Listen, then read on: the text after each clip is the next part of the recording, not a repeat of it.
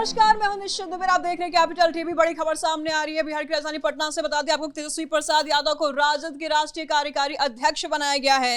लालू प्रसाद यादव ने बड़ी जिम्मेदारी सौंपी है तेजस्वी प्रसाद यादव को। तमाम जानकारी के लिए हमारे साथ एग्जीक्यूटिव एडिटर राजीव सर इस वक्त हमारे साथ बने हुए हैं। बड़ी जिम्मेदारी तेजस्वी प्रसाद यादव को। राजीव सर, इस बीच में संगठन में अगर देखा जाए तो किस तरह से आगे बढ़ेगा संगठन, क्या कुछ बदलाव देखने को मिल सकते हैं, क्योंकि अभी तक खटपट की खबरें सामने आ रही है। देखिए, तेजस्वी यादव के लिए तो ये बहुत बड़ी खुशखबरी है, लेकिन जोखिम भी कम नहीं है।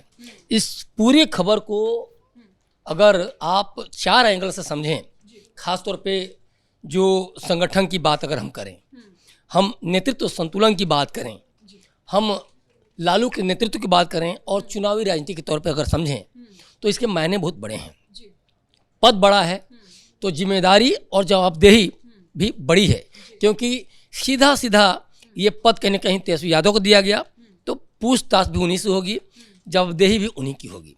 अब इसको संगठन के लेवल पर समझें, नियुक्तियों की बात करें या फिर किसी को टर्मिनेट करने की बात करें, सस्पेंड करने की बात करें, किसको टिकट देना है, किसको नहीं देना है।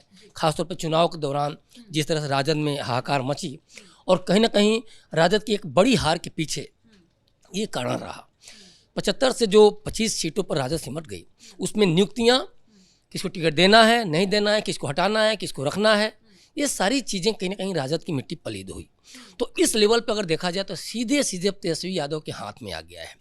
लालू यादव केयर टेकर के तौर पर काम करेंगे, पीछे से वो ये शो करेंगे कि कहीं ना कहीं उनका आशीर्वाद प्राप्त है, लेकिन मैसेज सीधे सीधे अब तेजस्वी यादव को देना है जनता के बीच में कि आप किसको टिकट देंगे, संगठन को कैसे आप मजबूत करेंगे, क्या आपकी नीतियाँ होंगी, चुनाव को लेकर खास तौर पे क्या आपका तरीका रहेगा।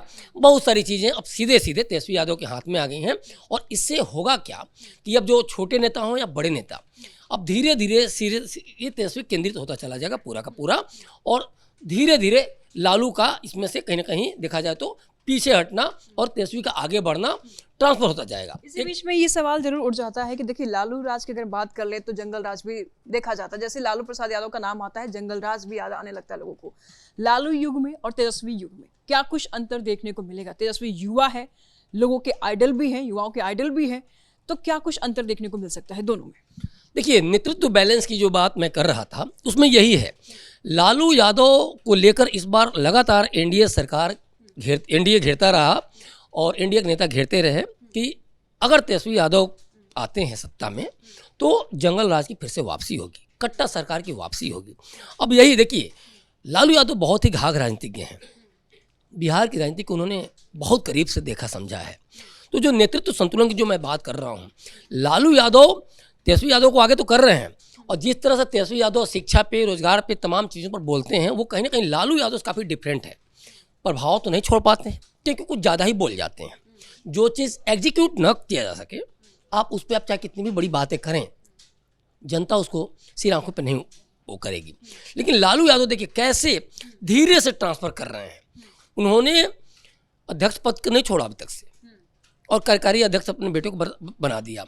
तो जो एक आप लगातार देखती रही होंगी कि एक जो मनमुटाव रहता था, एक असंतोष बड़े नेताओं में, चाहे वो अब्दुल बारी सिद्दीकी की बात करें, चाहे शिवानंद तिवारी की बात करें, लगातार तेजस्वी को, क्योंकि लालू युग के नेता हैं और तेजस्वी यादव के कहीं सत्ता को, तेजस्वी यादव के लीडरशिप को इनकार करते हैं, नकारते हैं। तो लालू यादव अभी भी बॉस हैं और ये ऐसे नेताओं को मैसेज दे रहे हैं कि मैं तुम्हारे साथ हूँ, ये मत सोचो कि मेरे बेटे के अंदर तुम काम कर रहे हो, फाइनल फैसला मेरे पास ही है, मेरे पास ही आके तुम बोलोगे। लेकिन ऐसे धीरे धीरे जब 2 साल के 28 तक लगभग अध्यक्ष रहेंगे ये लालू यादव, और इसमें एक मैसेज क्या चला जाएगा कि उन बड़े नेताओं को आदत हो जाएगी तेजस्वी यादव की, और इसके बाद धीरे धीरे धीरे धीरे चीज़ें भी सेट होती चली जाएंगी। तो तेजस्वी यादव के पास भी बोलने के लिए, करने के लिए नहीं रह जाएगा, क्योंकि लोग जब उनको स्वीकार करने लगेंगे तो जिस तरह से आरोप लगता रहा चुनाव के दौरान कि तनाशाह की तरह वो ट्रीट कर रहे हैं, इसीलिए जननायक अपने आप को कहलवाना चाह रहे थे, लेकिन अब्दुल बारी सिद्दीकी जैसे नेता ने, खासतौर जो लालू के खास दोस्त भी हैं, तो उन्होंने नकार दिया। तो ये एक चीज़ कहीं ना कहीं सब बंद होता जाएगा। तीसरी जो बड़ी बात है आपको चुनावी राजनीति की, बिहार चुनाव के दौरान साफ साफ देखा गया कि लालू ने सिंबल बांटा। दिल्ली गए, राहुल से बात भी नहीं हुई, लालू आके गुस्से में सिंबल बांट देते हैं और उस सिंबल को देखिए, जब सिंबल बांटते हैं तो तेजस्वी से बात नहीं कर रहे होते हैं, वो सीधे सीधे उन्होंने बांट दिया। मैं ये बात क्यों कह रहा हूँ, कुछ ही देर बाद तेजस्वी ने सिंबल छीन लिया।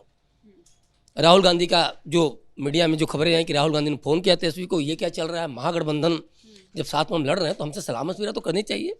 तेजस्वी ने सिंबल ले लिया।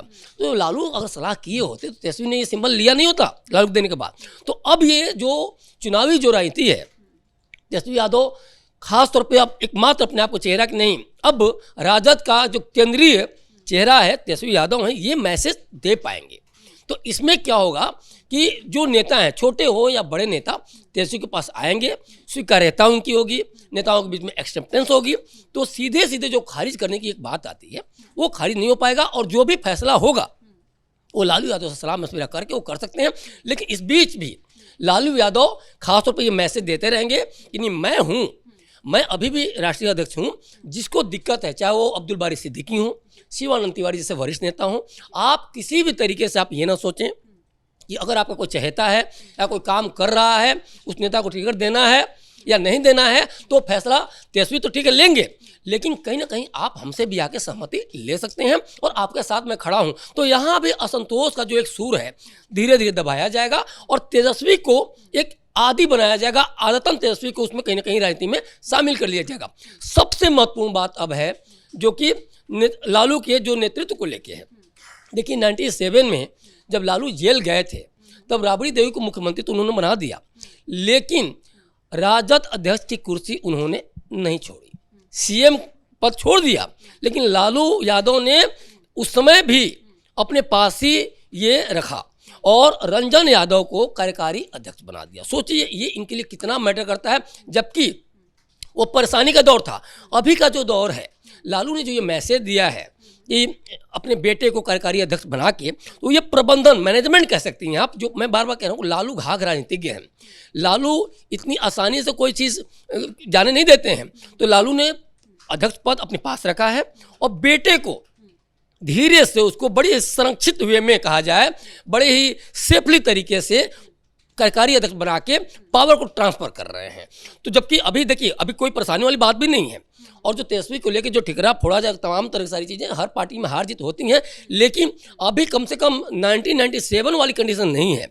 तो इसमें लालू यादव ने जो बड़ी चालाकी के साथ तेजस्वी यादव को कार्यकारी अध्यक्ष बनाए रखा और उसके बना दिया और उसके बाद अपने पास ही रखी अध्यक्ष कुर्सी, तो ये एक जो बड़ा मैसेज है कि अब आप लोग तेजस्वी से पूछ के फैसला लीजिए, तेजस्वी से सलाह करके फैसला लीजिए, डरने और घबराने की जरूरत नहीं है। कुछ भी ऐसा होता है तो हम सब मिल बैठ के बात कर लेंगे, क्योंकि उनको ये चीज़ पता है कि अब वे धीरे धीरे स्वस्थ होते जा रहे हैं, सक्रिय राजनीति में नहीं है। तो तेजस्वी यादव को आगे करके उनको सक्रिय करके एक बहुत बड़ा मैसेज दे रहे हैं राजद नेताओं के बीच में, खासतौर पर चुनावी जो राजनीति जो इसमें जो 25 के चुनाव में जो हमने देखा, तो उसमें जिस तरह असंतोष के बादल हमेशा घुमरते नजर आए, वो तेजस्वी को कहीं ना कहीं हाशिए पर ढकेल दिया। तो पावर आने से तेजस्वी को भी ये कहीं ना कहीं एहसास होगा कि मेरे पास भी कुछ है और पिता का साथ है, तो पिता सलाह लेके वरिष्ठ नेताओं को जो मैं धीरे कह ही रहा हूँ धीरे ट्रांसफर करेंगे कहीं कहीं सोच को, पावर को, तो वो भी तेजस्वी को धीरे साथ मिलता जाएगा। ये तो पार्टी की बात हो गई है सर, लेकिन इस बीच में परिवार में भी नाराजगी देखी जा रही है। बहनें काफी खफा है, बहनों को कैसे खुश करेंगे, उनकी नाराजगी कैसे दूर करेंगे तेजस्वी, क्योंकि ये भी तो बड़ी जिम्मेदारी है तेजस्वी के लिए, परिवार के बेटे हैं वो, बड़ी जिम्मेदारी है उनके कंधे पे। देखिए जब पार्टी की बात होती है, आपको याद होगा जब तेज प्रताप यादव ने जाकर प्रचार किया उनके खिलाफ, तो साफ साफ एक तरह से कहीं कहीं वो एक सिंपैथिकली वोट अर्जित करना चाह रहे थे कि भाई मुझे परिवार से बाहर किया गया, पार्टी से बाहर किया गया, तो वे कहीं ना कहीं यादव वोटों को अपने पाले में करना चाह रहे थे। तो उन्होंने साफ बोला था तेजस्वी यादव ने कि पार्टी परिवार से ऊपर है।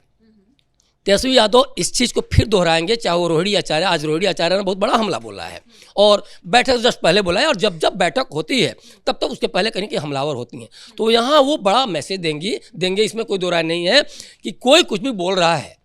और तय मानो कि हमारे लिए पार्टी बहुत मैटर करती है, परिवार मैटर नहीं करता है, और इसके माध्यम से वो उन नेताओं को, जनता को ये मैसेज देंगे कि ये जो पार्टी है वो आपके लिए बनी है और परिवार को कहीं ना कहीं, अगर परिवार के जो स्वार्थी जो चीज़ें हैं या फिर जो लोग विरोध वो कर रहे हैं और खासतौर पब्लिक प्लेटफॉर्म पे आके कर रहे हैं, तो पार्टी को कहीं ना कहीं वो बदनाम कर रहे हैं, पार्टी का जो शीर्ष नेतृत्व है उसको कहीं ना कहीं बदनाम कर रहे हैं। तो ऐसे लोगों से बच के रहने की जरूरत है। और ये कहीं ना कहीं देखिए, ये पूरा का पूरा एहसास रोहिणी आचार्य को भी है, इसीलिए वो आपस में बात नहीं करके, लालू यादव से बात नहीं करके, तेजस्वी यादव से बात नहीं करके, सीधे सीधे, या फिर अगर बात करती हैं तो अनसुना कर दिया जा रहा है। तभी तो उनको सोशल मीडिया पे आकर कहीं ना कहीं अपनी बयानबाजी करनी पड़ रही है। तो ये चीज़ें देखिए साफ साफ होगा कि मैसेज बड़ा स्ट्रॉन्ग जाएगा, क्योंकि आप परिवार में चाहे कितना भी लड़ें, लेकिन बार बार आप कहीं ना कहीं वो करते हैं तो आप अपने आप को हल्का करते जाते हैं। और यहाँ अगर पराये हैं तो पराये को अगर यह मैसेज दे देते हैं कि नहीं पार्टी सबसे बड़ी है, तो उनके लिए प्लस पॉइंट है, रोहिणी आचार्य के लिए नेगेटिव होगा। तो तेजस्वी यादव इसके माध्यम से साफ साफ ये मैसेज देना चाहते हैं कि पार्टी से बढ़ के कुछ नहीं है। और आने वाले समय में भी आप ये मैसेज अगर देते हैं, तो जिस तरह से कहा जाता है कि राजद परिवार केंद्रित पार्टी है, वो है भी। देखिए जिस तरह से लालू यादव ने कार्यकारी अध्यक्ष तेजस्वी को बना दिया, तो इससे कहीं ना कहीं आप अपने आप को कोशिश करेंगे कि बचा कर ले जाएं। और कहीं ना कहीं जो कुछ और जो बड़े जो सीनियर नेता हैं उनको अगर बड़ा कुछ जिम्मेवारी देते हैं, तो ये कुछ ना कुछ मिला जुला देखा जाए तो तेजस्वी की जो एक ग्रुप तैयार होगा, एक मंडली जो तैयार होगी, वो पूरे के पूरे पार्टी को बचा ले जाएगी। इसमें भी कोई दो राय नहीं है। बहुत बहुत शुक्रिया सर तमाम जानकारियों के लिए। तेजस्वी प्रसाद यादव को बड़ी जिम्मेदारी दी गई है, पार्टी में भी कई सारे चेंजेस होने की भी संभावना नजर आ रही है। पार्टी में भी काफी उथल पुथल मच रहा है, वही परिवार में भी अगर देखा जाए तो दोनों में बैलेंस बनाने की जरूर तेजस्वी प्रसाद यादव कोशिश करेंगे। फिलहाल बड़ी ब्रेकिंग में इतना ही। आगे के अपडेट के लिए देखते रहिए कैपिटल टीवी। नमस्कार।